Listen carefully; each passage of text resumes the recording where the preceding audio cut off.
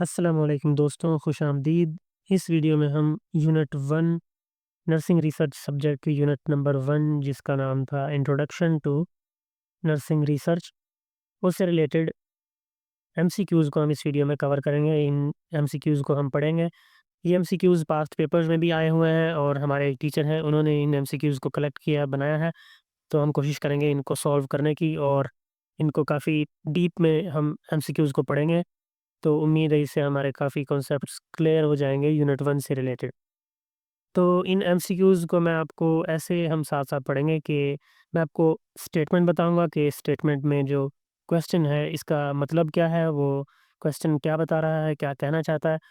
हम इसमें MCQs options को देखेंगे और देखेंगे कौन-सा बेस्ट ऑप्शन है और बाकी एमसीक्यूज़ के जो ऑप्शंस हैं वो गलत क्यों हैं। तो वीडियो शुरू करते हैं हम।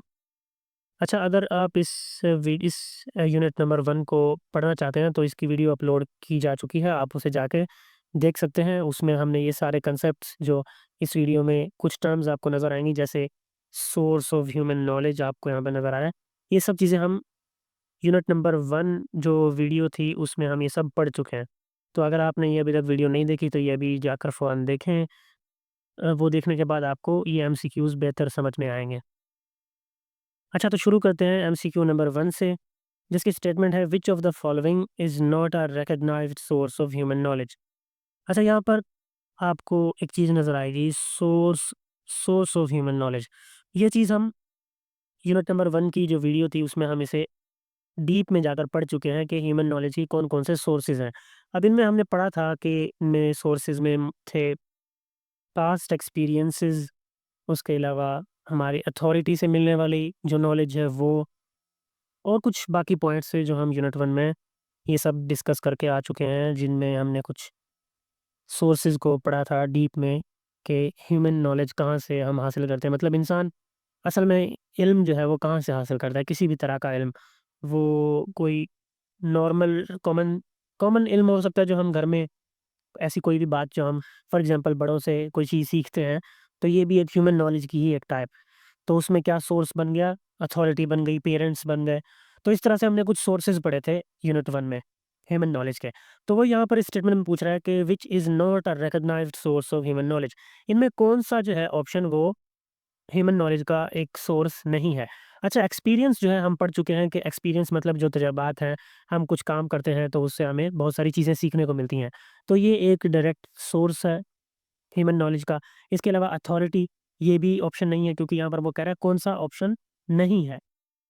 तो अथॉरिटी जो है ये एक सोर्स है ह्यूमन नॉलेज का, तो ये भी नहीं हो सकता। उसके अलावा हमारे पास इंट्यूशन है। इंट्यूशन कहते हैं हम उर्दू ज़बान में इसको कह सकते हैं तुक्का लगाना, या हमारे अंदर की आवाज़ हम इसको कह सकते हैं। इंट्यूशन मतलब जो पहली आवाज़ जो आपको आती है, जो आपको बताती है कि ये नहीं, ये सही है। तो इसे हम इंट्यूशन कहते हैं। इसमें हम ज़्यादा ज़्यादा डीप में जाकर चीज़ों के बारे में सोचते नहीं हैं। अब इंट्यूशन जो है इसको हम उस तरह से नहीं कह सकते कि ये सोर्स ऑफ नॉलेज इतनी अच्छी है, इतना बेस्ट आंसर नहीं है ये। वैसे तो ये भी इतना बेस्ट रिकॉग्नाइज्ड सोर्स नहीं है ह्यूमन नॉलेज का। लेकिन क्योंकि ये थोड़ा कभी-कभार हमें सोर्स ऑफ नॉलेज जो है ये कभी कुछ हालात में सब्जेक्टिव तौर पर हम इसे एक्सेप्ट कर लेते हैं कि ये भी एक रिकॉग्नाइज्ड सोर्स है। तो इस सूरत में फ़िक्शन जो है वो बेस्ट आंसर है हमारे पास, जो सोर्स ऑफ ह्यूमन नॉलेज नहीं है। क्यों? क्योंकि फ़िक्शन जो है ये इमेजिनेशन होती है इंसानों के ख़यालात से, हम कुछ भी जो इमेजिन कर लें तो वो उसे फ़िक्शन कहते हैं। ज़रूरी नहीं फ़िक्शन जो है उससे हम कुछ सीखें।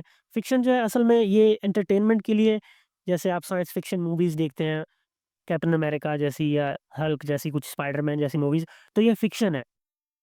ये कोई सोर्स ऑफ नॉलेज नहीं है। फ़िक्शन जो है ये असल में एंटरटेनमेंट के लिए या फिर अपने आइडियाज़ को एक्सप्रेस करने के लिए एक कंसेप्ट है जो यूज़ किया जाता है। इसका सोर्स ऑफ नॉलेज से कोई ताल्लुक नहीं है। तो फ़िक्शन जो है ये बेस्ट आंसर है। अच्छा, अब हम चलते हैं अपने नेक्स्ट नंबर 2 एमसीक्यू पर जो है the primary goal of scientific research is to. मतलब वो क्वेश्चन में कह रहा है कि साइंटिफिक रिसर्च का प्राइमरी गोल क्या है? अच्छा, जब हमने यूनिट 1 डिस्कस किया था तो हमने ये चीज़ वहाँ पर डिस्कस की थी कि अल्टीमेट पर्पज़ क्या है साइंटिफिक रिसर्च का नर्सिंग में। तो मैंने बताया था कि साइंटिफिक रिसर्च का अल्टीमेट पर्पज़ जो है नर्सिंग में वो ये है कि हम नर्सिंग को इम्प्रूव करें, नर्सिंग को इम्प्रूव किया जाए। अच्छा, नर्सिंग को इम्प्रूव कैसे कर सकते हैं? नर्सिंग को इम्प्रूव करने का बेस्ट तरीका है न्यू नॉलेज को ऐड करना, न्यू नॉलेज को डिस्कवर करना। तो यहाँ पर हमारा वही प्राइमरी गोल जो है वो ये हमारा आंसर है कि generating new knowledge through systematic inquiry. Systematic inquiries एक साइंटिफिक प्रोसेस का, साइंटिफिक रिसर्च का एक पार्ट है। तो हमारा प्राइमरी गोल क्या हुआ? Generate new knowledge. हमारा मेन एम, हमारा प्राइमरी गोल जो है साइंटिफिक रिसर्च से, वो होता है कि हमें न्यू नॉलेज को जनरेट करना है, दरियाफ्त करना है, डिस्कवर करना है। क्यों करना है? अगर हम नर्सिंग में कर रहे हैं तो इसका हमारा मेन अल्टीमेट पर्पस जो है वो है नर्सिंग को इम्प्रूव करना। तो प्राइमरी गोल साइंटिफिक रिसर्च का नर्सिंग को इम्प्रूव करना है। कैसे? नई नॉलेज को नई नॉलेज को डिस्कवर करके, जनरेट करके। अच्छा, पहला ऑप्शन क्यों नहीं है? क्योंकि वो कह रहा है कि ट्रेडिशनल बिलीफ्स। अच्छा, ट्रेडिशनल बिलीफ्स को साइंटिफिक रिसर्च जो है वो कोशिश करती है इसको टेस्ट करने की। अब लाज़मी नहीं है कि वो उसको कन्फर्म करेगी। साइंटिफिक रिसर्च अक्सर ट्रेडिशनल बिलीफ्स को रूल आउट भी कर सकती है, मतलब इसको कैंसल भी कर सकती है। फॉर एग्जांपल कुछ ट्रेडिशनल बिलीफ्स हैं, मान लो कि पुराने ख़यालात हैं कि कोई कहता है कि इस इलाज के लिए आप फलाने पीर के पास चले जाएँ तो वो कुछ आपको तावीज़ वगैरह देगा या कुछ ऐसे दम वगैरह करेगा। तो ये एक ट्रेडिशनल बिलीफ है। अब साइंटिफिक रिसर्च इसको लाज़मी नहीं कि हमेशा कन्फर्म करेगी। हम इसको साइंटिफिक रिसर्च इसको रूल आउट भी कर सकती है, इसको कैंसल भी कर सकती है और इसको कन्फर्म भी कर सकती है। तो ये भी गलत है। Prove authority right. Scientific research का अथॉरिटी से कोई ताल्लुक नहीं है। साइंटिफिक रिसर्च का ताल्लुक है ऑब्जेक्टिव डेटा से। हमें यहाँ पर डेटा चाहिए, हमें यहाँ पर सबूत चाहिए। हमें यहाँ पर किसी बड़े की, अथॉरिटी की कोई बात को लाज़मी नहीं है कि हमें उसी की बात जो है वो पत्थर पर लकीर है, तो यहाँ पर लाज़मी नहीं है कि हम किसी अथॉरिटी को प्रूव करेंगे कि वो ठीक है, वो गलत भी हो सकता है। इसके अलावा कॉमन सेंस को रिप्लेस करना भी हमारा कोई प्राइमरी गोल नहीं होता साइंटिफिक रिसर्च में। तो बेस्ट ऑप्शन है generate new knowledge through scientific inquiry. अच्छा, अब हम चलते हैं नेक्स्ट एमसीक्यू पर जो है the scientific method is limited because.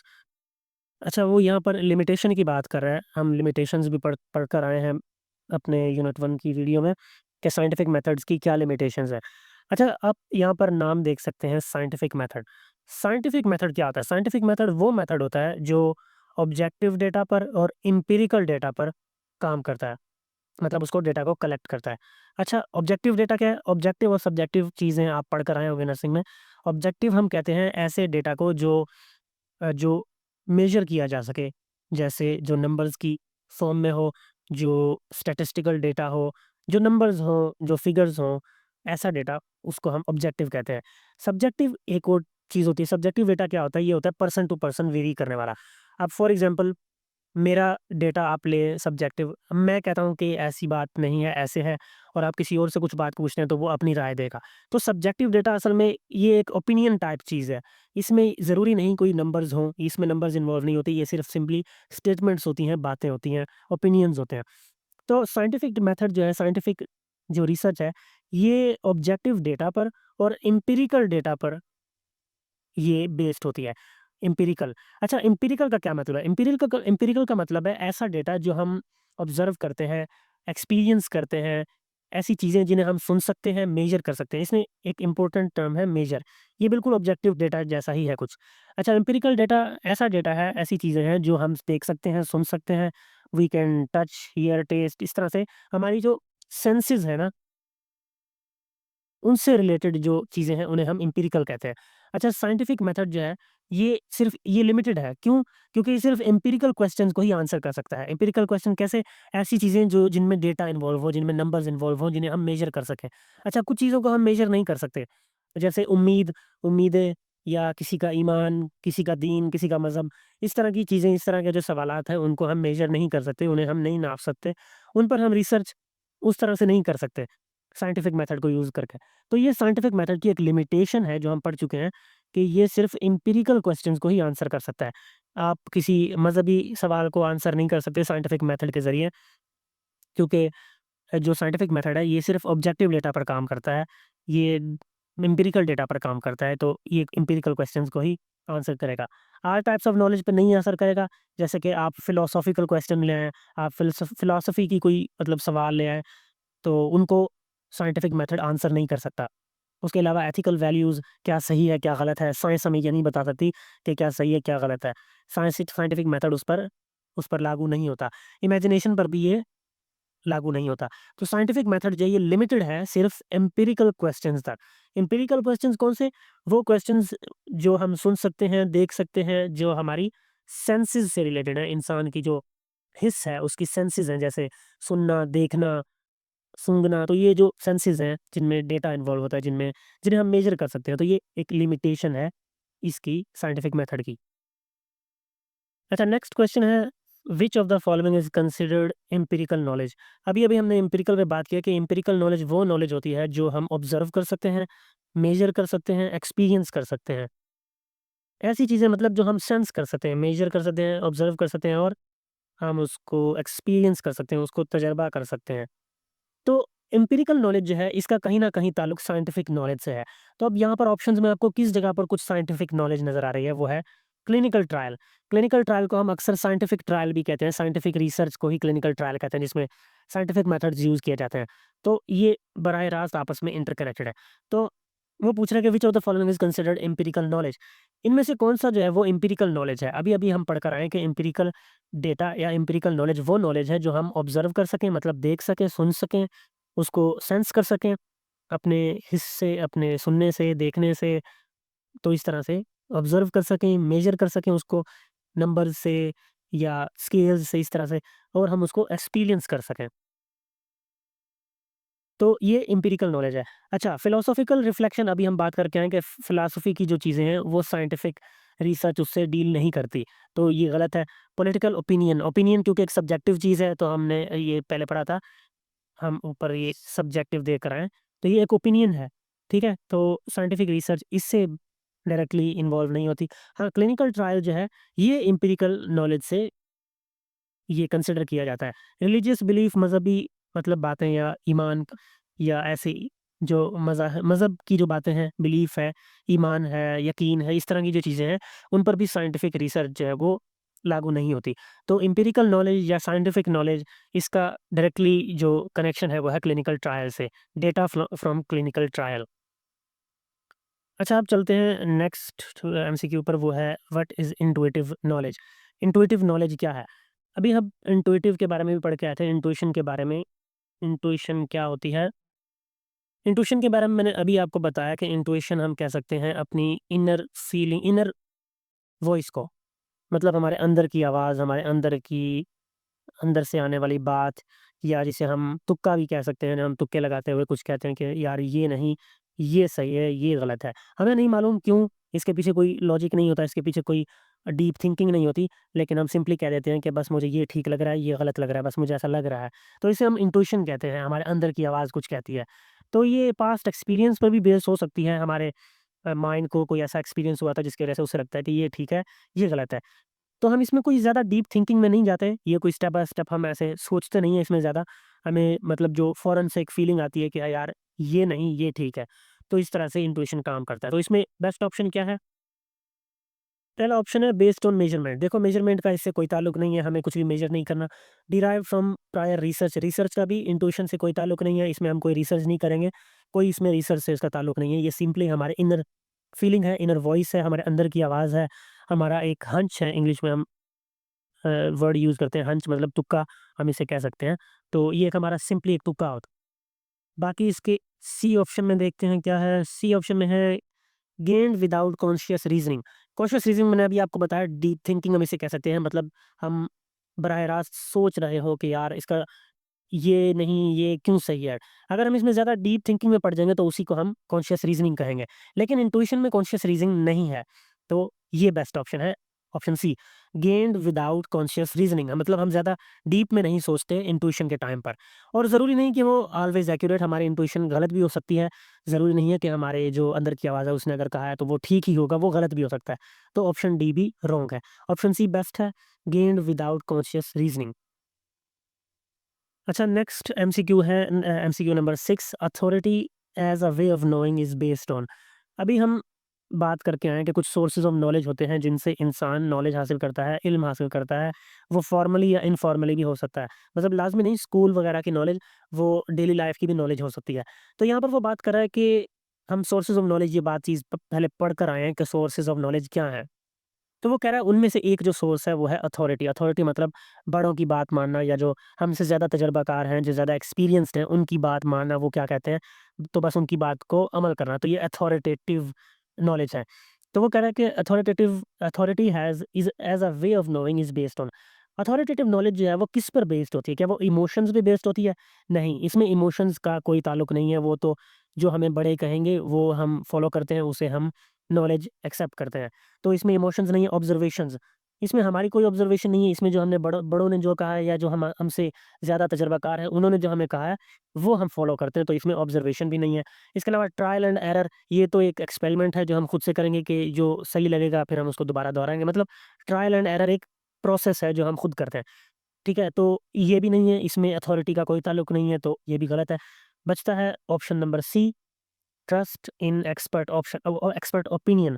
ये चीज़ मैंने अभी आपको बताई है कि अथॉरिटी का मतलब हमसे बड़े भी हो सकता है, एल्डर्स हो सकते हैं, मतलब हमारे माँ-बाप, या वार्ड में कोई हमसे बड़ा, हमारा कोई हेड स्टाफ, या कोई भी ऐसा जो एक्सपर्ट ओपिनियन, जो एक्सपर्ट हो उस चीज़ में।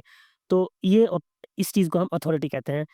यही है ऑप्शन नंबर सी जो सही जवाब है, trust in expert opinion. Authority मतलब जो हमसे बड़ी है, जो हमसे ज़्यादा एक्सपर्ट है, जो हमसे ज़्यादा एक्सपीरियंस्ड है, उसकी बात मानना, उससे हमें इल्म लेना। तो अथॉरिटी का सिंपल मतलब है ट्रस्ट इन एक्सपर्ट ओपिनियन।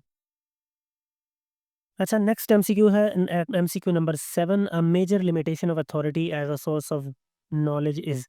इस एमसीक्यू में वो पूछ रहा है कि मेजर लिमिटेशन क्या है अथॉरिटी की। अथॉरिटी की आपको समझ आ गई है कि अथॉरिटी का सिंपल मतलब होता है हमें जो बड़ों से बात मिलती है, जो हमें एक्सपीरियंस्ड लोगों ने कह दिया, जो हमसे ज़्यादा तजर्बाकार हैं, जो हमसे ज़्यादा बेहतर हैं किसी काम में, उसने अगर हमें कुछ कहा है, तो वो जो नॉलेज है उसको हम अथॉरिटेटिव नॉलेज कहेंगे, या अथॉरिटी इसको हम कहते हैं। ये एक सोर्स है नॉलेज का, सोर्स ऑफ नॉलेज। तो वो कह रहा है इसकी लिमिटेशन क्या है? इसका एक ड्रॉबैक क्या है? इसमें मसला क्या है? इसमें कोई डाउन पॉइंट क्या है? अच्छा, तो पहला ऑप्शन देखते हैं, it can not be questioned. लाज़मी नहीं है कि हम उसको क्वेश्चन नहीं कर सकते, हम क्वेश्चन कर सकते हैं, हम पूछ सकते हैं। तो ऑप्शन नंबर 1 गलत है। इट्स ऑलवेज़ आउटडेटेड, लाज़मी नहीं कि ये आउटडेटेड हो, ये पुराना हो, तो ये ऑप्शन नंबर 2 भी गलत है। अथॉरिटीज़ कैन बी रॉन्ग, ये बात सही है। अथॉरिटीज़ जो हैं, हमसे जो बड़े हैं, जो हमसे एक्सपर्ट्स हैं, वो रॉन्ग हो सकते हैं। ज़रूरी नहीं कि वो हमेशा ठीक हों। ऐसा भी हो सकता है कि वो जो बात कह रहे हैं, वो गलत हो सकती है। फॉर एग्ज़ाम्पल हमारे हम हमें कोई जो सीनियर स्टाफ है वार्ड में, वो हमें कहता है कि आप इस टेक्नीक से इस प्रोसेस को करें। फॉर एग्ज़ाम्पल वो हमें आईवी लाइन, मतलब जो आईवी कैथेटर है, आईवी कैन्युला है, वो हमें सिखा रहा है। तो वो हमें कोई ऐसी अलग से कोई ऐसी टेक्नीक बताता है। तो वो हमसे बड़ा है और हमें लगता है कि वो चीज़ जो है वो लाज़मी हो सकता है सही हो, लेकिन ऐसा नहीं है, ज़रूरी नहीं कि वो सही हो। हो सकता है उसकी कही हुई बात जो है उसमें कोई गलती भी हो सकती है। तो ऑप्शन नंबर सी जो है ये बेस्ट आंसर है, authorities can be wrong. Authorities गलत भी हो सकती हैं। इट इज़ डेटा ड्रिवन, तो डेटा ड्रिवन ज़रूरी नहीं कि उसके पीछे कोई डेटा ड्रिवन हो, बस उसने अपने एक्सपीरियंस से ये बात कही है। आपके लिए तो इसमें कोई डेटा इन्वॉल्व नहीं है, तो आपने फिर सीधी बात किसी एक्सपर्ट से डायरेक्टली ली है। इसमें कोई डेटा इन्वॉल्व नहीं था आपके और उसके दरमियान। तो ये भी ऑप्शन गलत है। ऑप्शन नंबर सी जो है ये बेस्ट आंसर है। अच्छा, हमारा नेक्स्ट एमसीक्यू है MCQ number 8, the term research is best defined as. इस एमसीक्यू में वो रिसर्च की एक फॉर्मल डेफिनिशन ही पूछ रहा है कि रिसर्च की डेफिनिशन क्या है? तो हम देखते हैं ऑप्शंस को। अच्छा, पहला ऑप्शन है a collection of opinions. Opinions जो है मैंने आपको बताया है, ओपिनियन जो है ये किसी के कही हुई बात है, ये सब्जेक्टिव डेटा है। ये सब्जेक्ट मतलब इंसान से इंसान में ये वेरी करता है। एक इंसान आपको कोई बात कहेगा, दूसरा कोई बात कहेगा, तीसरा कोई बात कहेगा। इस तरह से रिसर्च आप नहीं लेके चल सकते। तो रिसर्च का ओपिनियन से कोई ताल्लुक नहीं है। A summary of known facts. अच्छा, रिसर्च ज़रूर ऐसी चीज़ों से होती है जो हमें मालूम हो, लेकिन रिसर्च का जो मेन पर्पज़ होता है वो नॉन फैक्ट से आगे जाना होता है। नए फैक्ट्स को तलाश करना होता है, नई नॉलेज को तलाश करना होता है। तो ऑप्शन नंबर 2 भी गलत है, ऑप्शन 1 भी गलत है। ऑप्शन नंबर डी है अ रैंडम इन्वेस्टिगेशन। एक गुड रिसर्च का रैंडम इन्वेस्टिगेशन से कोई ताल्लुक नहीं है। एक रैंडम इन्वेस्टिगेशन अगर आप करेंगे तो उसमें कोई स्ट्रक्चर नहीं होगा। रैंडम मतलब ऐसे ही कुछ भी आप शुरू कर दें। ना आपकी इन्वेस्टिगेशन में कोई स्ट्रक्चर हो, ना उसमें कोई स्टेप्स हों, ना वो ऑर्गनाइज़्ड हो। तो ये एक बहुत बड़ा फ्लॉ है, ये बहुत बड़ा एक डाउन पॉइंट है। ये रिसर्च नहीं हो सकती। रिसर्च क्या है? रिसर्च जो है वो एक सिस्टमैटिक प्रोसेस होता है, जिसमें हम कुछ सवालों को और कुछ प्रॉब्लम्स के जवाबात को ढूँढने की कोशिश करते हैं। वो एक स्टेप बाय स्टेप और एक ऑर्गनाइज़्ड प्रोसेस होता है। इस चीज़ को हम रिसर्च कहते हैं। तो ऑप्शन नंबर सी जो है ये best option number C best answer है।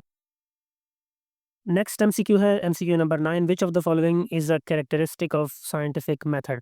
साइंटिफिक मेथड भी हम अभी पढ़कर आए हैं कि साइंटिफिक मेथड ऐसा मेथड होता है जिसमें जो ऑब्जेक्टिव डेटा पर बेस्ड हो और एम्पिरिकल डेटा पर, जिसमें रिलीजियस फिलोसॉफिकल चीज़ें नहीं होती। साइंटिफिक चीज़ें जो है वो फिलॉसफी पर, रिलीजन पर, इस तरह से जो फेथ बेस्ड चीज़ें, मतलब फेथ पर ऐसी चीज़ें यकीन वगैरह वाली और फिलॉसफी से रिलेटेड चीज़ें, उसका साइंटिफिक मेथड से ताल्लुक़ नहीं होता, क्योंकि साइंटिफिक मेथड जो है वो ऑब्जेक्टिव डेटा पर इन्वॉल्व होता है। वो ऑब्जेक्टिव डेटा माँगता है, वो नंबर्स माँगता है, वो डेटा माँगता है, उसको डेटा चाहिए। तो इमोशनल रीज़निंग, इमोशन से तो कोई ताल्लुक़ नहीं है साइंटिफिक मेथड का। दूसरा ऑप्शन नंबर सी है सब्जेक्टिव अप्रोच। सब्जेक्टिव फिर से वही चीज़ है, इसका हमसे सब्जेक्टिव का ताल्लुक नहीं है, हमें ऑब्जेक्टिव चीज़ें चाहिए, हमें डेटा चाहिए नंबर्स में, फिगर्स में, स्टैट्स में। तो सब्जेक्टिव ओपिनियन, सब्जेक्टिव अप्रोच हमें नहीं चाहिए। रिलीजियस इंटरप्रिटेशन वही फेथ बेस्ड चीज़ें हैं, मज़हब से रिलेटेड ईमान वगैरह। तो ये साइंटिफिक मेथड जो है, क्योंकि फेथ बेस्ड चीज़ें जो हैं ये सब्जेक्टिव होती हैं, तो साइंटिफिक मेथड का फेथ बेस्ड रिलीजियस चीज़ों से ताल्लुक नहीं होता, उसका ताल्लुक होता है लॉजिकल और सिस्टमैटिक प्रोसेस से। तो ऑप्शन नंबर बी जो है ये बेस्ट आंसर है। नेक्स्ट एमसीक्यू है MCQ number 10, which way of knowing is based on direct personal experience. अच्छा, यहाँ पर एक की टर्म आप देखें, पर्सनल एक्सपीरियंस, ठीक है? अच्छा, हम ऑप्शंस देखते हैं जो पॉसिबल हमारे पास ऑप्शंस हैं। अथॉरिटी, अथॉरिटी वो चीज़ें जो हमें बड़े कहते हैं, जो हमें एक्सपर्ट्स कहते हैं, तो इसका पर्सनल एक्सपीरियंस से तो कोई ताल्लुक नहीं है। नेक्स्ट है ट्रेडिशनल, ट्रेडिशनल मतलब जो हमारे रिवायात हैं, रिवाज हैं, उनका भी पर्सनल एक्सपीरियंस से कोई ताल्लुक नहीं है। ट्रेडिशंस हम अक्सर इनहेरिट करते हैं अपने एंसेस्टर से, अपने आबा-ओ-अजदाद से, अपने माँ-बाप से। तो ट्रेडिशनल चीज़ें जो हैं, ट्रेडिशनल नॉलेज जो है वो हमारा पर्सनल एक्सपीरियंस से उसका ताल्लुक नहीं है। नेक्स्ट है इंट्यूशन, ये काफ़ी हद तक हमें लगता है ये पर्सनल एक्सपीरियंस। कैसे कि इंट्यूशन जो है, क्योंकि ये तुक्का लगाना होता है, ये हमारे अंदर की एक आवाज़ हम जिसे कहते हैं, इनर फीलिंग, इनर वॉइस। तो उस ये कुछ हद तक आपको ऐसा लगेगा कि ऑप्शन ये बेहतर, ये ठीक है, लेकिन ऐसा नहीं है। यहाँ पर एक की टर्म मैंने आपको बताई थी, एक्सपीरियंस। इंट्यूशन का एक्सपीरियंस से ज़्यादा ताल्लुक नहीं है। हाँ, थोड़ा बहुत ताल्लुक ज़रूर है, लेकिन यहाँ पर इंट्यूशन में ऐसी चीज़ें नहीं होती, ऐसा एक्सपीरियंस नहीं है, ऐसा नॉलेज नहीं है जिसे हम वेरीफ़ाई कर सकें, जिसे हम टेस्ट कर सकें, जो एक्सपीरियंस्ड बेस्ड हो। इस चीज़ में एम्पिरिकल जो नॉलेज है वो एक बेस्ट आंसर है। मैंने आपको एम्पिरिकल के बारे में बताया कि एम्पिरिकल क्या है। एम्पिरिकल वो नॉलेज है जो हम अपने सेंसेस से, अपनी परसेप्शन से, मतलब सुनकर, देखकर, दिमाग से सोचकर, नाप कर, मेजर करके, उसको ऑब्जर्व करके जिन नॉलेज को हासिल करते हैं, खुद नॉलेज को हासिल करते हैं, उसे हम एम्पिरिकल नॉलेज कहते हैं। इसमें कोई तुक्का नहीं लगाते हम, इसमें हमारा पर्सनल एक्सपीरियंस इन्वॉल्व होता है। हम परसेप्ट करते हैं, हम नॉलेज को खुद तलाश करते हैं, खुद ढूँढते हैं, तो उसमें हमारी सेंसेस इन्वॉल्व होती हैं। ये एक इम्पोर्टेंट चीज़ है, हमारी जो हिस्स है, वो इन्वॉल्व होती है। तो बेस्ट आंसर जो है वो है empirical. Which way of knowing is based on direct personal experience? Empirical. Next MCQ है 11, a nurse uses knowledge passed down from senior colleagues. This is an example of intuition, scientific method, tradition, empiricism. Question में है कि एक nurse जो है उसको knowledge मिलती है, इल्म मिलता है, डेटा मिलता है, फैक्ट्स मिलते हैं, कुछ भी मिलती है, नॉलेज मतलब इल्म मिलता है सिंपली। कहाँ से मिलता है उसको? अपने सीनियर कलीग से मिलता है। ये फॉर एग्ज़ाम्पल सीनियर कलीग्स हैं और ये है नर्स। तो नॉलेज जो है वो ट्रांसफ़र हो रहा है ऊपर से नीचे। सीनियर कलीग से जो आपको नॉलेज मिलता है, जो पास्ड डाउन होता है, इसको हम ट्रेडिशंस कहते हैं। ट्रेडिशंस क्यों कहते हैं? अब आप ट्रेडिशंस के बारे में मैंने आपको बताया है कि ट्रेडिशंस हम आम लफ्ज़ों में इसको कह सकते हैं, ये रस्म और रिवाज होते हैं। आम ज़िंदगी में तो ट्रेडिशंस का मतलब रस्म और रिवाज होता है, लेकिन यहाँ पर नर्सिंग में हम ट्रेडिशंस का मतलब लेते हैं ऐसी नॉलेज जो हम जनरेशंस बाय जनरेशंस, मतलब सीनियर्स जनरेशन से जूनियर जनरेशन में हासिल करते हैं। जैसे ये जो सीनियर नर्सिंग स्टाफ होगा, ये हमारी सीनियर जनरेशन है, मतलब ऊपर की जनरेशन है। तो वहाँ से हमें इल्म जो है वो ट्रांसफ़र हो रहा है नीचे की जनरेशन में। तो जब एक जनरेशन से दूसरी जनरेशन में, मतलब एक नस्ल से दूसरी नस्ल में, या एक ग्रुप से दूसरे ग्रुप में, टाइम मतलब एक टाइम पर ये ग्रुप है सीनियर नर्सेज़ का, ये नॉलेज दे रहा है जूनियर नर्सेज़ को। तो इसको हम ट्रेडिशन कहते हैं जो नॉलेज ट्रांसफ़र होती है generation to generation, pass down, मतलब ऊपर वाले जनरेशन से नीचे वाले जनरेशन को ट्रांसफ़र होती है, पास डाउन होती है सीनियर कलीग से, तो उसे हम ट्रेडिशन कहते हैं। इंट्यूशन जो है, इंट्यूशन सिंपली मैंने आपको बताया था, इनर फीलिंग होती है, हमारे अंदर की आवाज़ होती है। इसका कोई ताल्लुक नहीं है किसी भी सीनियर कलीग से आने का, क्योंकि ये तो पर्सनल चीज़ है, ये हमारी ज़ाती नॉलेज है। साइंटिफिक मेथड ये तो एक सिस्टमैटिक प्रोसेस है, ऑर्गेनाइज्ड प्रोसेस है, जिसमें स्टेप्स होते हैं, उन स्टेप्स को हम फॉलो करते हैं। तो यहाँ पर सीनियर कलीग से कोई ताल्लुक नहीं। एम्पिरिसिज्म जो है, ये मैंने आपको बताया था एम्पिरिकल, इसमें हमारी सेंसेस इन्वॉल्व होती हैं, जिसमें सिस्टमैटिक प्रोसेस होता है, जिसमें परसेप्शन मतलब हमारा समझना, सोचना, बोलना, सुनना, देखना, तो ये सब चीज़ें इन्वॉल्व होती हैं, मेज़रेबल डेटा इन्वॉल्व होता है, तो ये भी नहीं है। इसमें सीनियर कलीग से कोई ताल्लुक नहीं है। तो ट्रेडिशंस एक ऑप्शन है जो बेस्ट ऑप्शन है। नेक्स्ट एमसीक्यू है, which term refers to the set of terms used in research studies. वो कह रहा है कि इन ऑप्शंस में से कौन-सा ऑप्शन जो है वो सेट ऑफ टर्म्स है। टर्म्स मतलब टर्मिनोलॉजीज़, मतलब कुछ पॉइंट्स कह लें जो नर्सिंग रिसर्च में, रिसर्च स्टडीज़ में होते हैं। तो इनमें से कौन से हैं जिन्हें हम रिसर्च टर्मिनोलॉजीज़, मतलब ये तो नाम से ही नज़र आ रहा है, रिसर्च टर्मिनोलॉजीज़ ही बेस्ट ऑप्शन है, बाकी क्यों नहीं है? जार्गन, जार्गन कहते हैं, ये सिंपली हम ऐसे अल्फ़ाज़ को कहते हैं, ऐसे वर्ड्स को कहते हैं, जो समझने में थोड़े मुश्किल हों, कॉम्प्लेक्स वर्ड्स हों। तो जैसे कुछ मेडिकल टर्मिनोलॉजीज़ जो हैं, वो वाक़ई उन्हें जार्गन कहते हैं, क्योंकि वो समझने में आम लोगों के लिए मुश्किल है। हाइपोथेसिस तो खुद एक टर्म है रिसर्च की, तो ये कोई सेट तो नहीं हुआ फिर, क्योंकि तो ये खुद एक टर्म है, एक सिंगल टर्म है, क्या? हाइपोथेसिस। लेकिन यहाँ हमें सेट ऑफ टर्म्स चाहिए। डेटा कोडिंग, इसका भी कोई ताल्लुक नहीं है रिसर्च स्टडीज़ से, तो जो बचता है वो है रिसर्च टर्मिनोलॉजी। तो रिसर्च टर्मिनोलॉजी जो है, ये है set of terms research studies में। अगले एमसीक्यू पर चलते हैं। नेक्स्ट एमसीक्यू है, the scientific method begins with drawing conclusions. Drawing conclusion मतलब किसी नतीजे पर पहुंचना। साइंटिफिक मेथड में किसी नतीजे पर पहुंचना तो एक आखिरी स्टेप्स में से एक है, तो ये तो बिगिन तो नहीं हुआ, इससे शुरुआत तो नहीं होती। तो फर्स्ट ऑप्शन जो है ये रॉन्ग है। टेस्टिंग अ थ्योरी, थ्योरी को टेस्ट करना ज़रूर एक साइंटिफिक मेथड है, लेकिन ये एक फर्स्ट मेथड नहीं है। यहाँ पर लिखा है बिगिंस, शुरू होता है, तो टेस्टिंग अ थ्योरी तो कोई फर्स्ट प्रोसेस नहीं है। Publishing a report, report publish करना भी फाइनल स्टेप्स में से एक है, इसका भी बिगिनिंग में कोई ताल्लुक नहीं है। तो बिगिनिंग किससे होती है साइंटिफिक मेथड की? बिगिनिंग होती है, शुरुआत होती है आइडेंटिफाइंग अ प्रॉब्लम और क्वेश्चन, जिसे हम रिसर्च प्रॉब्लम भी कहते हैं, रिसर्च प्रॉब्लम। तो यहाँ से हमारी शुरुआत होती है साइंटिफिक मेथड की, साइंटिफिक रिसर्च की। तो बेस्ट ऑप्शन है ऑप्शन सी। अगला एमसीक्यू है, which is not a step in the scientific method. अच्छा, हम यूनिट नंबर 1 की जो वीडियो थी उसमें साइंटिफिक मेथड को बहुत डिटेल में पढ़कर आए हैं, और इनके हमने स्टेप्स भी देखे हैं कि साइंटिफिक मेथड जो है इनके क्या स्टेप्स हैं। तो देखते हैं ऑप्शंस में से कौन सा ऑप्शन जो है वो साइंटिफिक मेथड नहीं है। Option number A, hypothesis formulation, ये तो एक स्टेप है। यहाँ पर वो पूछ रहा है which is not a step. तो हाइपोथेसिस फॉर्मुलेशन तो एक स्टेप है साइंटिफिक मेथड का, क्योंकि साइंटिफिक मेथड में हम एक हाइपोथेसिस बनाते हैं, फिर हम उसको टेस्ट करते हैं साइंटिफिक रिसर्च में। तो ये तो स्टेप है, तो ये ऑप्शन रॉन्ग है। डेटा कलेक्शन, डेटा कलेक्शन भी एक क्रूशियल स्टेप है साइंटिफिक मेथड का। डेटा कलेक्ट किए बगैर आप रिसर्च कर नहीं सकते, साइंटिफिक मेथड जो है वो अधूरा है डेटा कलेक्शन के बगैर। तो डेटा कलेक्शन भी एक पॉइंट है, एक स्टेप है साइंटिफिक मेथड में, तो ये ऑप्शन भी रॉन्ग है। फिर है एनालिसिस, जब हम डेटा को कलेक्ट करते हैं, फिर हम डेटा एनालिसिस करते हैं, डेटा को समझते हैं, डेटा से कोई कंक्लूजन निकालते हैं, डेटा को समझते हैं। एनालिसिस मतलब उसको तोड़कर, उसको टुकड़ों में तक़सीम कर कर उसको समझना, एनालाइज़ करना, एनालिसिस करना। तो ये भी एक क्रूशियल स्टेप है साइंटिफिक मेथड का, तो ये भी ऑप्शन रॉन्ग है।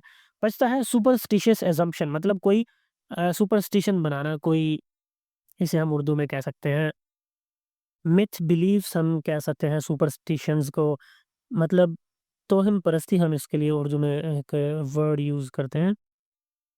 मतलब आप ऐसी चीज़ों पर यकीन रखें जो मिथ है, जो सच नहीं है। तो ऐसी असम्पशन बना लेना कि मतलब जो तोहम परस्ती हो, जो मिथ्स हों, जैसे फॉर एग्ज़ाम्पल सुपरस्टिशंस होते हैं, बिल्ली रास्ता काट जाए तो वो रास्ता जो है वो खतरनाक है या वो बुरा है, तो ये एक सुपरस्टिशन है। अब इस तरह के सुपरस्टिशंस का साइंटिफिक मेथड से दूर दूर तक कोई ताल्लुक नहीं है। तो यही है हमारा ऑप्शन जो बेस्ट ऑप्शन है, which is not a step. तो नंबर सी जो है ये बेस्ट आंसर है, क्योंकि सुपरस्टिशियस एजम्पशन का साइंटिफिक मेथड से कोई ताल्लुक नहीं है। बाकी तीनों ऑप्शंस जो हैं वो साइंटिफिक मेथड का एक हिस्सा है। नेक्स्ट एमसीक्यू है, the term hypothesis refers to. अच्छा, ये भी हम जब हमने यूनिट को पढ़ा था उसको डिटेल में हम पढ़ते ये बात पढ़ चुके हैं कि हाइपोथेसिस ऐसी स्टेटमेंट होती है जो हम खुद से बनाते हैं, फिर हम उसको टेस्ट करने की कोशिश करते हैं साइंटिफिक रिसर्च में। तो हाइपोथेसिस ऐसी स्टेटमेंट होती है जिसे हम टेस्ट करते हैं, जिसे हम प्रूव करने की कोशिश करते हैं कि क्या ये है, ऐसा है जो स्टेटमेंट में लिखा है, या ऐसा नहीं है। तो ऑप्शन देखते हैं, अप्रूवन थ्योरी। प्रूवन थ्योरी, अभी तक इस हाइपोथेसिस को प्रूव नहीं किया गया, तो ऑप्शन ए जो है ये तो रॉन्ग हो। हाइपोथेसिस कोई प्रूवन थ्योरी नहीं होती। हाइपोथेसिस क्या होती है? एक टेस्टेबल प्रेडिक्शन होती है। ये बेस्ट आंसर है। रैंडम गेस नहीं होता। हाइपोथेसिस जो है वो हम एक स्टेटमेंट बनाते हैं और उस पे उसको हम टेस्ट करने की कोशिश करते हैं। वो ऐसे ही कोई रैंडम गेस नहीं होता, कोई तुक्का नहीं होता। एथिकल ओपिनियन, ये कोई एथिकल ओपिनियन नहीं है। इसका एथिक्स से कोई ताल्लुक नहीं है। सिंपली हाइपोथेसिस हम कहते हैं कि एक चीज़ है, मतलब 2 वेरिएबल्स हैं, हम कहते हैं कि इस वेरिएबल के बढ़ने से ये वेरिएबल भी बढ़ेगा। फॉर एग्ज़ाम्पल कोई भी ऐसी रिसर्च है जिसमें हम कह देते हैं कि एक्स कोई वेरिएबल है, उसके बढ़ने से वाई बढ़ेगा। तो हमने ये एक स्टेटमेंट बना दी, एक हाइपोथेसिस बना दी। अभी इसको प्रूव नहीं किया गया, इसको टेस्ट नहीं किया गया। अब हम रिसर्च करके उस स्टेटमेंट को टेस्ट करेंगे, तो इसीलिए हम हाइपोथेसिस को कहते हैं टेस्टेबल प्रिडिक्शन। हमने प्रिडिक्ट कर दिया, एक अंदाज़ा लगा दिया, एक फ्यूचर प्रिडिक्शन कर दी, एक तुक्का लगा दिया। तुक्का तो नहीं, खैर हम एक प्रिडिक्ट करते हैं कि ऐसा होगा। तो फिर हम उसको प्रूव करने की कोशिश करते हैं, हम उसको टेस्ट करते हैं। तो हाइपोथेसिस क्या है? एक टेस्टेबल प्रिडिक्शन है। नेक्स्ट एमसीक्यू है MCQ number 16, which sources of knowledge involves assumptions passed from generation to generation। अच्छा, ये हम एमसीक्यू कुछ ऐसा पढ़कर आए हैं, आपको इस वर्ड से कुछ ना कुछ याद आएगा, जनरेशन टू जनरेशन। ऐसी क्या चीज़ है जो जनरेशन से जनरेशन में पास होती है? हम इसके ऑप्शंस देखते हैं। अच्छा, ऑप्शंस में हमारे पास है इंट्यूशन। इंट्यूशन कोई जनरेशन से जनरेशन में पास नहीं होता। ये इनर फीलिंग होती है, एक अंदर की आवाज़ होती है, इसका कोई ताल्लुक नहीं है जनरेशन टू जनरेशन से। एम्पिरिकल जो है, इसका भी कोई ताल्लुक नहीं है। रैशनलिज़्म मतलब सोचना समझना किसी चीज़ के बारे में, उसका भी जनरेशन टू जनरेशन तो कोई ताल्लुक नहीं है। हाँ, बचता है ट्रेडिशन। ट्रेडिशन के बारे में मैं बता चुका हूँ, ये रस्म और रिवाज, आम ज़बान में हम ये कह सकते हैं, ऐसी चीज़ें जो हम अपने बड़ों से, अपने आबा-ओ-अजदाद से, अपने बड़े बूढ़ों से या अपने सीनियर्स से वो नॉलेज हासिल करते हैं, तो इस चीज़ को हम ट्रेडिशन कहते हैं। तो option number C correct answer है। अच्छा, हमारा नेक्स्ट एमसीक्यू है MCQ number 17, research that aims to solve practical problems is called. यहाँ पर की टर्म आपको नज़र आएगी, प्रैक्टिकल प्रॉब्लम्स। अच्छा, जब आप टाइप्स ऑफ रिसर्च पढ़ेंगे तो उसमें बेसिकली 2 टाइप्स होती हैं। एक होती है बेसिक रिसर्च और एक होती है एप्लाइड रिसर्च। अच्छा, जो बेसिक रिसर्च है इसे हम ये प्योर रिसर्च भी कहते हैं। तो जो बेसिक रिसर्च होती है इसमें हम कोई प्रैक्टिकल प्रॉब्लम्स को सॉल्व नहीं करते। बेसिक रिसर्च का जो मेन एम होता है वो सिंपली नॉलेज को गेन करना होता है, नए नॉलेज को गेन करना, गेन न्यू नॉलेज। इसका ताल्लुक कोई प्रैक्टिकल या इस तरह से प्रॉब्लम्स से रिलेटेड कुछ नहीं होता। इसमें हम गेन करते हैं नई नॉलेज को अपनी रिसर्च में। तो ये सिंपली ऐसा होता है। दूसरी टाइप होती है अप्लाइड। अच्छा, जो अप्लाइड रिसर्च है इसमें हम स्पेसिफिक प्रॉब्लम्स के लिए प्रैक्टिकल सॉल्यूशंस ढूँढते हैं। अप्लाइड से आपको नज़र आएगा अप्लाई करना, रिसर्च को अप्लाई करना, उसको इस्तेमाल करना, उसको लगाना। कहाँ लगाना? सॉल्व प्रैक्टिकल प्रॉब्लम्स, प्रॉब्लम्स के हल तलाश करने के लिए जब हम रिसर्च को यूज़ करते हैं, तो उसको हम अप्लाइड रिसर्च कहते हैं। तो ऑप्शन नंबर बी जो है ये बेस्ट ऑप्शन है। एक्सप्लोरेटरी रिसर्च जो है ये ज़रूरी नहीं किसी सॉल्यूशन को ढूँढे, सॉल्व करे किसी प्रॉब्लम को। इसका जो मेन एम होता है वो किसी भी सिचुएशन को समझने के लिए होता है, एक्सप्लोर करने के लिए, बेहतर सिचुएशन को समझने के लिए होता है। कंसेप्चुअल रिसर्च जो है इसका काम जो है वो थोड़ा रिसर्च से जिसमें थ्योरीज़ वगैरह हों, स्टेटमेंट्स हों, तो ये इसका काम भी प्रैक्टिकली इसका कोई यूज़ नहीं है कंसेप्चुअल रिसर्च का। इसका ताल्लुक कंसेप्ट से, थ्योरीज़ से होता है। तो बेस्ट ऑप्शन है एप्लाइड रिसर्च, ये सॉल्व करती है प्रैक्टिकल प्रॉब्लम्स को। नेक्स्ट हमारे पास एमसीक्यू है, MCQ number 18, the difference between scientific and non scientific knowledge lies in. अच्छा, साइंटिफिक और नॉन साइंटिफिक में क्या फ़र्क है? आप जान रहे होंगे साइंटिफिक ऐसी नॉलेज होती है जो सिस्टमैटिक हो, ऑर्गेनाइज़्ड हो, जिसमें सिस्टमिक हो, ऑर्गेनाइज़्ड हो, इसमें स्टेप्स इन्वॉल्व्ड हो, इसके अंदर ऑब्जेक्टिव डेटा हो, ये ऐसे ही ओपिनियंस पर ना हो। तो इसके कुछ पॉइंट्स हैं, इसकी कुछ स्टैंडर्ड्स हैं, ठीक है? नॉन साइंटिफिक जो है ना, ये कुछ भी हो सकती है। इसके अंदर ज़रूरी नहीं कि ये कोई सिस्टम हो, कोई ज़रूरी नहीं इसके अंदर स्टेप्स हों, या लाज़मी नहीं इसके अंदर हमें कोई सबूत चाहिए हो। तो इन दोनों के दरमियान फ़र्क क्या है? मैंने अभी बात की सबूत की, ऑब्जेक्टिव डेटा एक एविडेंस के तौर पर ही हम इसको समझ सकते हैं। जहाँ आपके पास ऑब्जेक्टिव डेटा होगा, ऑब्जेक्टिव डेटा को आप जानते हैं, 2 चीज़ें होती हैं, एक होता है ऑब्जेक्टिव डेटा, एक होता है सब्जेक्टिव डेटा। तो ऑब्जेक्टिव डेटा जो है ये सबूत होते हैं, एविडेंस होते हैं नंबर्स की शक्ल में, जबकि सब्जेक्टिव डेटा जो होता है ये तो सिंपल स्टेटमेंट्स होती हैं, ओपिनियंस होते हैं लोगों के। तो ऑब्जेक्टिव डेटा, ओपिनियन, ये जो है इसमें एविडेंस होते हैं, सबूत होते हैं। तो क्या फ़र्क है बड़ा? Use of evidence. साइंटिफिक और नॉन साइंटिफिक नॉलेज में सबसे बड़ा जो डिफरेंस है, वो है यूज़ ऑफ एविडेंस का और एक सिस्टमैटिक मेथड का। नॉन साइंटिफिक में कोई सिस्टमैटिक मेथड नहीं होता, जबकि साइंटिफिक मेथड्स में, साइंटिफिक रिसर्च या साइंटिफिक जो नॉलेज होती है, उसके अंदर सिस्टमैटिक मेथड इन्वॉल्व होता है। तो बेस्ट आंसर जो है वो है बी। बाकी सब रॉन्ग है। लेंथ ऑफ द इंफॉर्मेशन का कोई ताल्लुक नहीं है, कौन इसे पढ़ाएगा उसका भी कोई ताल्लुक नहीं है, और इंफॉर्मेशन की एज से भी इसका कोई ताल्लुक नहीं है। नेक्स्ट एमसीक्यू है, one major purpose of scientific research in nursing. इस चीज़ के बारे में भी हम पढ़ चुके हैं कि हमारा मेन एम क्या है, मेन पर्पस क्या है साइंटिफिक रिसर्च का नर्सिंग में। तो इसका मैंने आपको बताया था, इसका मेन एम होता है इम्प्रूव करना नर्सिंग को। अब नर्सिंग क्या है? नर्सिंग सिंपली पेशेंट केयर ही तो है। हमें पेशेंट केयर को ही तो आम ज़ुबान में हम कह सकते हैं ये नर्सिंग, और ये लगभग एक ही तो है। तो इम्प्रूव करना पेशेंट केयर को कैसे? एविडेंस बेस्ड प्रैक्टिस के साथ। इसी चीज़ को हम साइंटिफिक रिसर्च, इसीलिए तो हम साइंटिफिक रिसर्च को यूज़ करते हैं, ताकि नर्सिंग को इम्प्रूव किया जाए, पेशेंट केयर को इम्प्रूव किया जाए। और एविडेंस बेस्ड प्रैक्टिस मतलब सबूत की बुनियाद पर हमें रिसर्च करनी है। ऐसे ही नहीं करनी, ऑब्जेक्टिव डेटा की बुनियाद पर हमें करनी है। बाकी ऑप्शंस क्यों गलत है? क्योंकि हमें ट्रेडिशंस को कोई मेंटेन नहीं करना है इसमें। कोई रस्म-ओ-रवाज इस तरह से जो हमें जनरेशन टू जनरेशन चीज़ें मिली हैं, वो हमने कोई मेंटेन नहीं करनी इसमें। मेडिकल साइंस को हमें रिप्लेस नहीं करना। मेडिकल साइंस तो एक इम्पोर्टेंट क्रूशियल पार्ट है इस चीज़ का, तो इसका कोई हमें रिप्लेस नहीं करना, और क्लिनिकल एक्सपीरियंस को भी एलिमिनेट नहीं करना। तो बेस्ट आंसर ऑप्शन सी है। अच्छा, तो लास्ट एमसीक्यू है, MCQ number 20, which of the following best represents a limitation of the scientific method. यहाँ पर लिमिटेशन की बात हो रही है, साइंटिफिक मेथड के लिमिटेशन की। मतलब साइंटिफिक मेथड का क्या ड्रॉबैक है, क्या उसकी कमज़ोरी है, किस चीज़ पर वो काम नहीं करता। अच्छा, साइंटिफिक मेथड जो है ना, हम बात कर चुके हैं कि ये एम्पिरिकल डेटा पर काम करता है।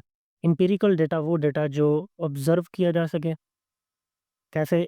सेंसरी परसेप्शन से, मतलब अपने सेंसेस से, ठीक है? उसको हम ऑब्जेक्टिवली डेटा मतलब उसका निकाल सकें, कलेक्ट कर सकें। परसेप्शन, ऑब्ज़र्व कर सकें, सेंसरी परसेप्शन से एम्पिरिकल डेटा इसमें इन्वॉल्व होता है साइंटिफिक मेथड में। सही है? और ये एक सिस्टमैटिक प्रोसेस होता है, साइंटिफिक प्रोसेस, साइंटिफिक मेथड इसको हम कहते हैं। अच्छा, तो इसका ऑप्शंस क्या देखते हैं, बेस्ट ऑप्शन क्या है? तो बेस्ट ऑप्शन है नंबर सी। क्यों है? क्योंकि ये मॉरल और एथिकल क्वेश्चंस को नहीं असेस करता। क्यों? क्योंकि साइंटिफिक मेथड जो है वो ऑब्जेक्टिव डेटा पर काम करता है, वो काम करता है सबूत पर, एविडेंस पर।